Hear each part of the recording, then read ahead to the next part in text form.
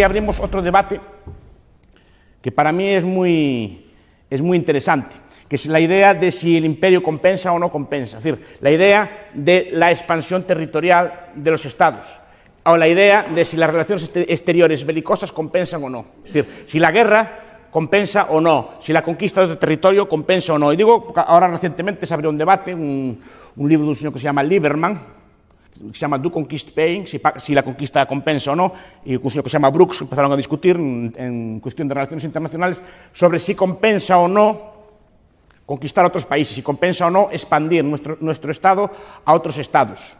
Y unos dicen que sí, por ejemplo, Lieberman dice que, también en The Spoils of Conquest, los despojos de la conquista, dice que puede compensar, simplemente con que hagas tributar a las personas conquistadas, y por el ejemplo de la Unión Soviética cuando conquista Alemania del Este, que les trae muchos recursos por la fuerza, o muchos ejemplos de unión territorial que unos expolian a los otros. Él dice que el expolio puede compensar, yo digo que el expolio no compensa.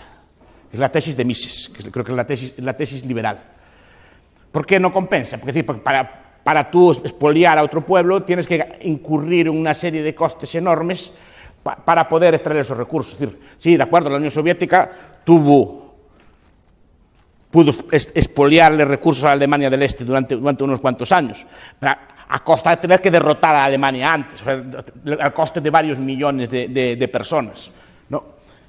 Por esto quiere decir que toda política internacional, toda política colonial, toda política de expansión internacional siempre es de unas personas a costa de otras. Pues se ve en el Imperio Español, se ven todos los imperios. Es decir, siempre son unas personas que pagan tributos y pagan con sus vidas para darle rentas normalmente a unas clases dominantes. Ahí es donde se ve más claro el imperio. Es decir, porque el imperio no es que España se benefició, no. Los gobernantes de España se beneficiaron del imperio, eso sí. Los gobernantes de Inglaterra se beneficiaron del imperio. Los gobernantes americanos se benefician del imperio. Pero el ciudadano americano no se beneficia del imperio porque tiene que pagar impuestos, muchas veces tiene que pagar con su vida o tiene que pagar sacrificios para tener una cosa que es algo así como una España grande o un Estados Unidos grande. Por eso que digo, vamos a ver, cuando hablamos de un Estados Unidos grande, una España grande, una España fuerte, una España unida, ¿eso qué es? Es decir, a ver si me explico.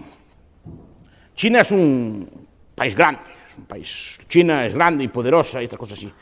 Pero digo yo, al chino común de a pie, ¿en qué le beneficia una China grande? Y por ejemplo, ¿y en qué le perjudica a un ciudadano de Liechtenstein o un ciudadano de Luxemburgo estar en un país pequeño? Es decir, al chino lo cuelan antes en las colas o algo así, por estar en un estado antes, le dan el mejor sitio en los cines o en los hoteles, es decir, por estar en una cosa grande, al de Luxemburgo o al de Suiza le dan una patada por estar en un país pequeño. ¿En qué se concreta para un ciudadano estar en un país fuerte? Aparte no meterte en más líos, meterte en más cosas. ¿Qué te beneficia a ti estar en una cosa fuerte? ¿Qué es una cosa fuerte? ¿Dónde vive peor? ¿Qué le falta al ciudadano de Liechtenstein? Un paisano de Liechtenstein o de Luxemburgo que está en su bar, en su taberna, tomando una cerveza, y el chino tomando su cerveza. ¿Qué le falta al de Luxemburgo por estar en un estado pequeño? ¿Qué le falta? No tiene cerveza en los bares, no tiene Canal Plus. ¿Qué le falta? No sé si me explico. ¿Qué le falta en su vida común que tenga el grande? No sé si me explico. No, sí, que tienes una cosa muy fuerte y muy grande, y cuando sales de allí soy español. No, que está muy bien, pero digo, pues a mí no me colaron en ningún sitio ni me hicieron descuento cuando voy a América Latina, así no veo dónde está el beneficio para mí de esas cosas. Por eso digo que es una cosa que dice que el imperio no compensa, no hay un beneficio neto de eso, ni hay un beneficio neto en la expansión territorial, que el problema del colonialismo y el problema del imperialismo es uno de los problemas que preocupaba en los tiempos de Mises. Hoy preocupa de otra forma. Pero podemos observar una cosa. Cuando hay un cambio en las relaciones internacionales y los países, por ejemplo, antes colonizados, se descolonizan, toda África, todo así, ningún país europeo se derrumba. Ningún país europeo se derrumba por perder las colonias, jamás. Inglaterra, cuando pierde las colonias americanas de Estados Unidos, no le pasa nada, al revés. España, cuando pierde Cuba, todo el mundo piensa como un gran desastre, fue un éxito económico sin precedentes. A la caída de Cuba siguieron 30 años de expansión económica sin precedentes. Y pueden contrastarlo. Lo primero que pasó cuando perdió Cuba, la deuda española, el precio subió espectacularmente. El papel del Tesoro español empezó a subir en las bolsas. Y empezó a una época de estabilidad enorme, hasta el año 1930 más o menos, de crecimiento más o menos sostenido. Eso sí fue un desastre cultural y los regeneracionistas y todo, y nos pintan en los libros de literatura como aquello como un desastre. Puede ser un desastre de moral y de cosas así, económicamente para nada, para nada. Y se puede contrastar con cualquier cifra económica que les pongan delante. Empezó la industrialización en muchas zonas de España y muchas otras cosas. Y Cuba prosperó y España prosperó, prosperaron los dos. Igual que Estados Unidos prosperó, e Inglaterra prosperó, también cada uno por su cuenta. Digo, este es el problema del imperio, que también podía discutir si compensa o no el imperio. Yo digo que el imperio normalmente no compensa. Compensa a las clases dominantes, eso es como tenemos que verlo, a las clases que dominan los estados. Porque eso tenemos que aprenderlo también. Todo estado tiene una clase dominante y tiene una clase dominada. Eso es una ley de hierro de la política histórica y en todas partes. Entonces, estos son los aspectos que toca Mises, los temas de autodeterminación, temas del imperio, temas de la nación, en qué sentido compensa el tamaño de los estados, porque Mises también habla de la escala de los estados, en qué sentido el tamaño de los estados es coherente, y también la idea de si es mejor que haya muchos estados en el mundo que haya uno solo, que eso es otro debate también que podemos entrar en él. Yo creo que es mucho mejor que haya muchos estados a que haya uno solo. Porque algunos cosmopolitas, sobre todo liberales, creen así en un Estado solo, regido así por una especie de élite benévola. Cuando hay un Estado solo, y lo explica muy bien un señor que se llama Stanislav Andreevsky, en un libertario británico, en un libro precioso que se llama Estudios de Sociología, el común denominador de la clase dominante del nuevo Estado no será el mejor, será el peor. No sé si me explico. O sea, la clase dominante de ese Estado nuevo no iba a ser a lo mejor de suizos o de cosas por el estilo, probablemente fuera de indios, de pakistaníes o de gente así por el estilo, que son los que son más, no sé si me explico, porque el común denominador no sería el más alto, sería el más bajo. Aparte que no habría competencias entre Estados, no habría a dónde escapar en caso necesario. Y como bien recuerda Andreevsky, todas las libertades y cosas así derivan de que existen muchos Estados, que por lo menos el poder está dividido en muchos Estados, y cuantos más Estados haya a este respecto, mejor, no peor. Porque existe competencia entre ellos, si en un sitio prohíben una cosa, tú te puedes escapar a otro, como pasaba en el siglo XVI o así, aquí se prohibía la Inquisición unos libros, los libros se editaban en Holanda y se traían, y al revés, si los protestantes editaban unos libros, se editaban aquí y se traían para allá, siempre había sitios de refugio donde esconderte y muchas cosas de este estilo. O sea, hay muchas ventajas en que haya muchos estados. De hecho, como me gusta mucho explicar, Jones o Baechler o Rubén Zorrilla, el éxito europeo es derivado de que existen cientos de estados históricamente. Y el problema de China, el atacamiento, es que se transformó los decenas de estados en uno solo. Y en cuanto juntaron un estado solo los chinos, ¿qué hicieron? ¿Qué? Imprimir papel, moneda. Porque ahora no había dónde escapar. Ahora tienen que aceptarlo porque no había dónde ir. Cuando tienes 400 estaditos en Europa, o pagas en oro, o el conde de Rivadavia paga en oro, o el duque de Normandía no se lo quiere, no sé si me explico. Pero cuando tienes un territorio así cerrado y encapsulado, ya puedes hacer estas cosas. Pues es otro aspecto de las relaciones internacionales que está en la teoría clásica. ¿Cuántos estados tiene que haber? Y si sería bueno que hubiera un estado solo en el mundo o no. Ese estado tendría problemas de cálculo, a ver quién lo gobernaría, cuál sería la ley que lo gobernaría, porque sería otro tipo de cosas. Muy probablemente no tendríamos nuestra ley, tendríamos la Sharia. Porque puestos a votar, ¿quiénes son más? No sé si me explico. Somos demócratas y vamos a votar, ¿quién le gana? Probablemente gana la Sharia, o una de estas así, ¿o no? Por eso es bueno que haya estados, más que uno. Porque si no, ¿cómo podríamos conservar nuestras libertades si fuera toda votación a nivel mundial? Mejor que haya muchos que haya uno, mejor que no haya ninguno. Eso de todo. Pero bueno, de haber que haya, mejor, cuanto más haya más pequeños, mejor. La escala también influye. Profesor, yo quería preguntarle que no tengo muy claro lo del que tener colonias perjudicó a la madre patria. O en todo caso... benefició a una minoría, como creo que usted ha dicho, y perjudicó a los ciudadanos. Pero el saldo neto para la madre patria no es positivo. Es que eso... Yo creo que sí. De hecho, la prueba está en cuando se te marcha la colonia, ¿qué pasa? Pasa algo. No sé si me explico. Pasa algo de relevancia cuando marchan las colonias. Si tu riqueza se debe a las colonias, cuando la pierdes tendrías que quedarte muy pobre, ¿no? Pero pasa algo cuando se pierden las colonias, pasa algo cuando Estados Unidos se independiza de Inglaterra, ¿le pasa algo a Inglaterra o le pasa algo a Estados Unidos? Mejor los dos. Es decir, la colonia no compensa. No compensa porque, vamos a ver, es más barato comprar. España, ¿qué es España? ¿Y ese oro a quién llegaba? ¿Y quién asumía los costes de financiar esa carga? No sé si me explico. ¿Quién llevaba el oro? El rey para su poder. Pero ¿quién pagaba los costes de extraer el oro? Porque para extraer ese oro hay que mandar una flota, hay que mandar soldados, hay que esclavizar indígenas, o lo que sea así, para que saquen ese oro. Normalmente es más barato comprarlo que extraerlo. No sé si me explico. Porque ya entra muchas cosas. Normalmente, si quieren, de hecho, por ejemplo, Inglaterra no comerciaba con sus colonias. Las inversiones inglesas en el siglo XIX eran con Argentina, básicamente. Pues están las tablas.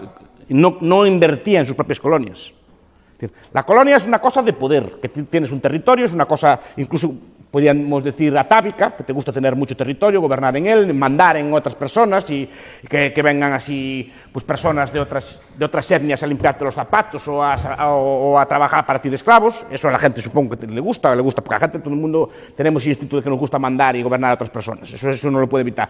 Entonces, eso te lo permitía, eres una nación superior, que gobernabas a las otras, y las élites estaban muy contentas porque tenían grandes tierras, grandes fincas, pero ¿a qué coste? A coste, por ejemplo, de las tropas que tenían que morir para conquistar aquello, a costa de los impuestos que tienen que pagar la gente pobre para mantener toda aquella cosa, que eso nunca se ve. Entonces digo, cuando se hace el saldo neto de España, ¿a qué le llamamos España?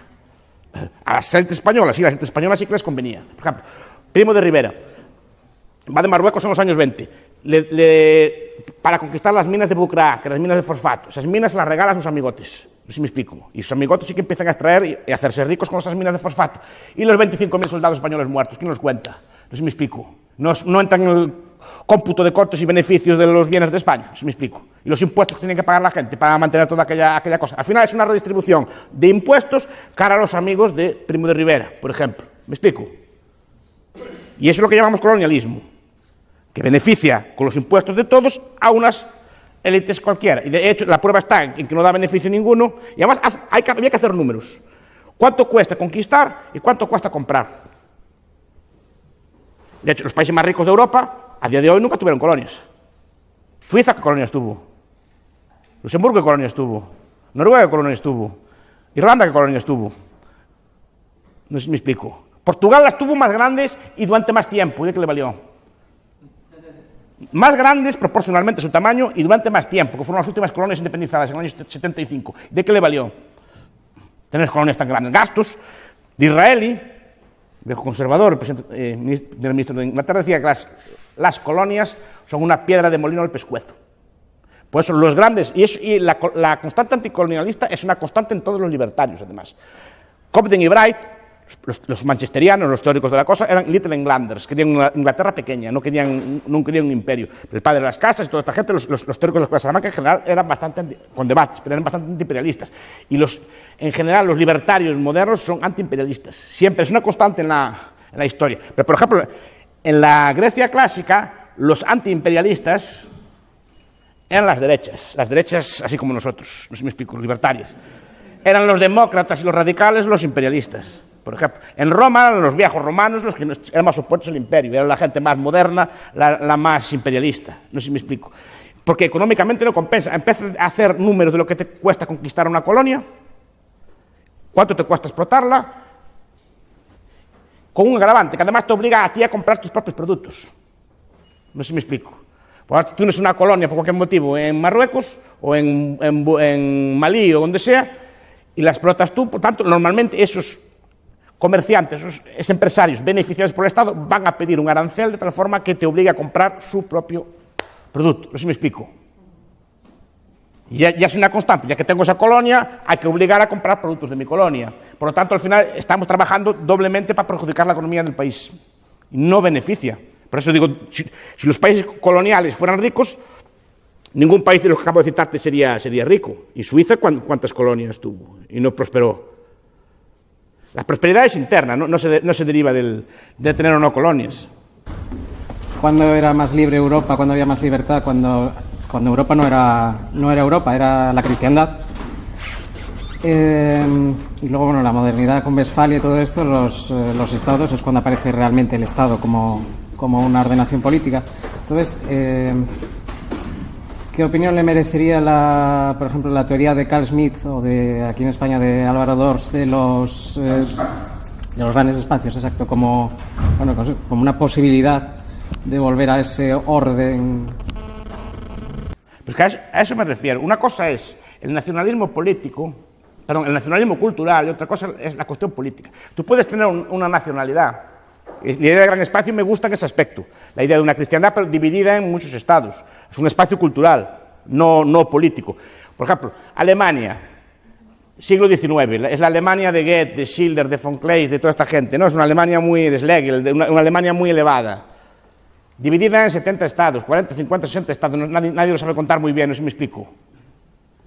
Eran alemanes de cultura, se sentían alemanes, pero no querían estar en un único estado alemán. Pero incluso a día de hoy se ve, creo que hay 4 o 5 estados alemanes a día de hoy. El más rico es el más pequeño y el más pobre es el más grande. La zona más pobre de los estados alemanes es Alemania. La zona más rica de los estados alemanes es Liechtenstein, con $140.000 de cápita. Y país totalmente alemán, que hablan alemán, leen alemán, cultura alemana, no está el problema. Solo que no quieren estar unidos en el estado alemán. Prefieren estar con su estadito pequeñito, con libre secesión de cada uno de los territorios de Liechtenstein, que eso la gente no lo sabe. En Liechtenstein hay 14 ayuntamientos, cada ayuntamiento tiene derecho de secesión. Y el rey, el gran duque, mejor dicho, dijo que incluso debía extenderse al individuo. Fue el parlamento que no lo dejó, pero el buen y viejo rey dijo, rey o gran duque, dijo, mejor aún gran duque. El gran duque dijo que debía ser hasta el individuo la secesión. Pero en la Constitución cada aldea tiene derecho a secesión. De los 15.000 habitantes que tiene Liechtenstein, más o menos, 15 o 30.000 habitantes que tiene Liechtenstein. Ya veo que os va fatal, es horrible país.